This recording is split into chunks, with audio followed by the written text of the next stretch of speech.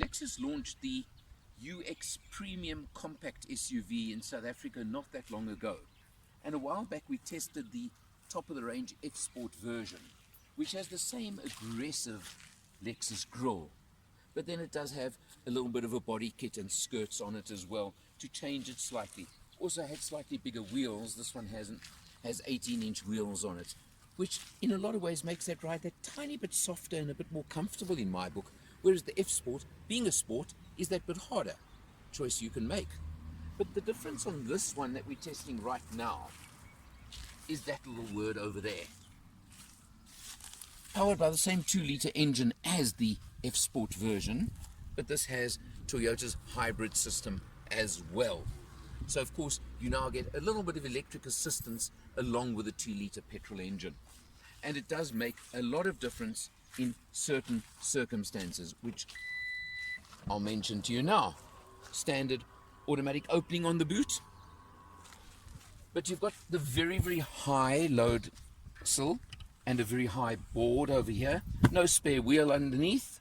They run flats, but you can see you've got extra hiding space over here.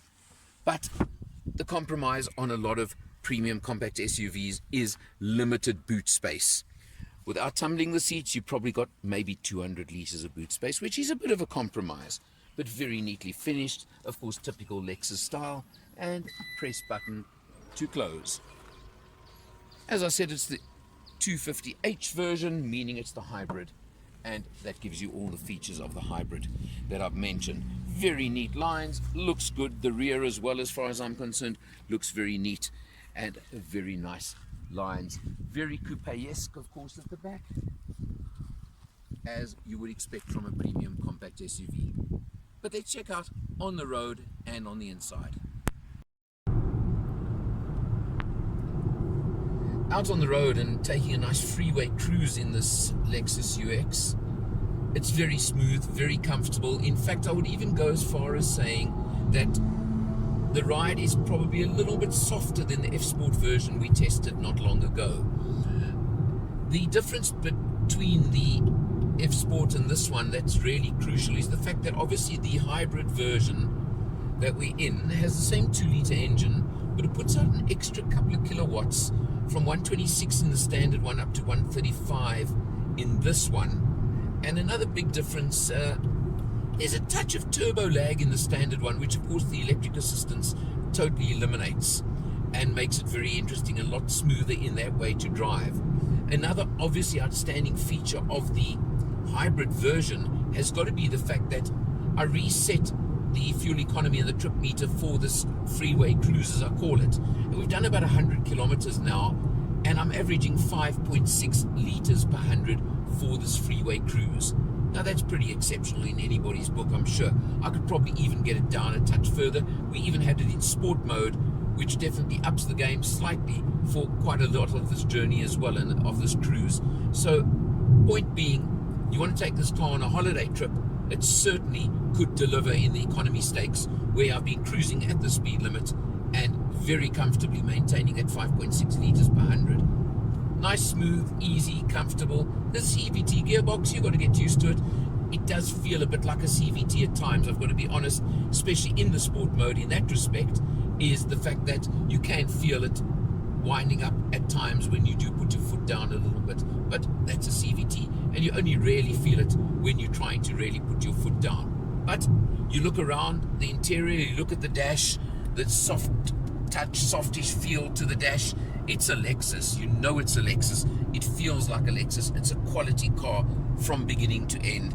Everything about it shows you it's solid, it's quality, it's beautifully finished. The touchpad for the infotainment system, well, you either like them or you don't. Can't say I like it, but that's me, and I'm going to leave it at that point quite simply and quite easily over there. But beyond that, decent space in the back seat. But we'll show you as well during this video, unfortunately the boot is somewhat limited on this car.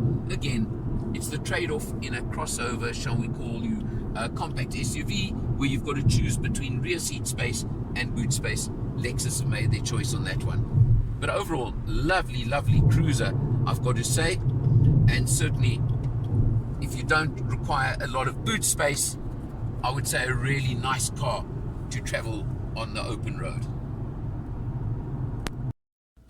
Well, taking a closer look at the dash, and after our freeway cruise, we in fact got our consumption down to 5.2 litres per 100 for a freeway cruise of about 125, 130 k's. So you can see that really you can get exceptional economy out of this car. You've got, of course, the screen I've mentioned, and I think also just very neat, the piano key type controls and switches for the aircon climate control system. Just all nice touches, nicely done. Well, what I haven't mentioned, of course, is the price of this particular model. And that comes in at 699,000 Rand. So slightly cheaper than the F-Sport version, but you're obviously paying extra for the hybrid and all the hybrid technology and that fuel saving you can make. It does include a 7-year, 105,000 kilometer maintenance plan as well. 7 years longer than most. There's lots and lots of competition in the sector. I'm going to leave somebody out, I know, and I'm going to get into trouble for doing it. But you've got competitors, of course. For example, the BMW X1 stroke X2 would come into it. You've got Volvo's XC40. You've got the Jaguar E-Pace. I'm going to leave somebody out, I know I am, but I think you're getting the idea of where we're at. The Range Rover Evoque would come into it as well. All of those are competitors in this segment. This one certainly can hold its head up in comparison to any of those. And of course, I think it's the only one that does offer hybrid as well as an option. So that's interesting too. You're in the market for a premium compact SUV. You like the concept of a hybrid version. You know you're going to get incredible economy out of it. Well, do yourself a favor. Test drive the Lexus UX 250 hybrid version. For Motor Matters, I'm Alan R, and I'll see you next time.